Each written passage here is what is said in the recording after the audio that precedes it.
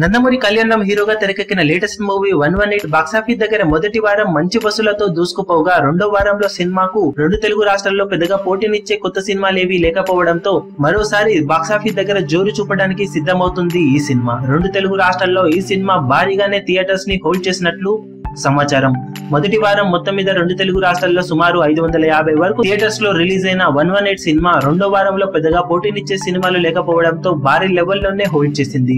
సుమారు 300కు పైగా థియేటర్స్ లో ఈ సినిమా రెండో వారాన్ని కొనసాగించబోతున్నట్లు సమాచారం. మీడియం రేంజ్ మూవీకి ఇది భారీ లెక్కనే చెప్పాలి.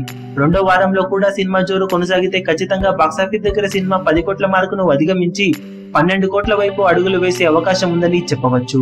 ఇప్పటికే 9.15 కోట్ల వరకు షేర్ను మొదటి వారంలో అందుకొని బాక్సాఫీస్ దగ్గర క్లీన్ హిట్ గా నిలిచిన ఈ సినిమా సెకండ్ వీక్ సాధించే కలెక్షన్లతో సూపర్ హిట్ జాబితాలో నిలిచే అవకాశం ఉంది. రెండో వారంలో కూడా వర్కింగ్ డేస్ లో హోల్డ్ చేస్తే ఖచ్చితంగా లాంగ్ రన్ లో సినిమా మరింత దూరం వెళ్లే అవకాశం ఉందని చెప్పవచ్చు. మరి రెండో వీకెండ్ లో సినిమా బాక్సాఫీస్ కలెక్షన్ల రిపోర్ట్స్ ఎలా ఉంటాయి అనేది ఇప్పుడు అందరిలోనూ ఆసక్తి రేపుతున్న ప్రశ్నగా చెప్పుకోవాలి.